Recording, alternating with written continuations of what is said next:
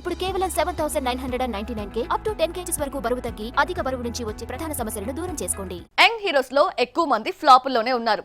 నాని, సిద్ధు జొన్నలగడ్డ, అడ్విశేష్ తప్పితే ఫ్లాప్ హీరోల జాబితా పెద్దదే. వరుస ఫ్లాప్లతో ఇబ్బంది పడుతూ సెకండ్ హాఫ్ లో లక్ పరీక్షించుకుంటున్న హీరోస్. గద్దలకొండ గణేష్ తర్వాత వరుణ్ కు సరైన హిట్ పడలేదు. మధ్యలో F3 పర్వాలేదనిపించినా ఆ క్రెడిట్ అనిల్ రావిపూడి ఖాతాలోకి వెళ్ళిపోయింది. Last movies Gandeevadhari Arjuna, operation valentine అయితే 5 కోట్లు కూడా రాబట్టలేదు.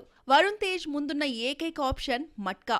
60 నుంచి 80 దశకం మధ్య యావత్ దేశాన్ని కదిలించిన ఒక యథార్థ సంఘటన ఆధారంగా రూపొందుతున్న ఈ రా అండ్ రస్టిక్ మూవీలో వరుణ్ తేజ్ 4 డిఫరెంట్ షేడ్స్ లో కనిపిస్తున్నాడు. పలాసా ఫేమ్ కరుణకుమార్ డైరెక్షన్ లో రూపొందుతోన్న ఈ సినిమాలో మీనాక్షి చౌదరి, నోరా ఫతేహి నటిస్తున్నారు. ఇస్మార్ట్ శంకర్ తర్వాత హిట్ లేని రామ్, స్కంద డిజాస్టర్ తో పాటు ట్రోలింగ్ ని ఫేస్ చేయాల్సి వచ్చింది. Ismart Shankar sequel double ismart తో అదృష్టాన్ని పరీక్షించుకోబోతున్నాడు రామ్.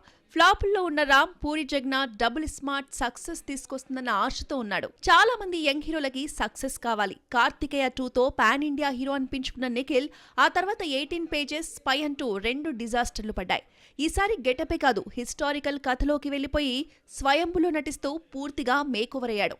క్యారెక్టర్ కోసం గుర్రపు స్వారీ, కత్తిసాము కూడా నేర్చుకున్నాడు నిఖిల్. ఇంకా రిలీజ్ డేట్ ఇవ్వకపోయినా ఏడాది చివర్లో లేదంటే 2025 సమ్మర్లో రిలీజ్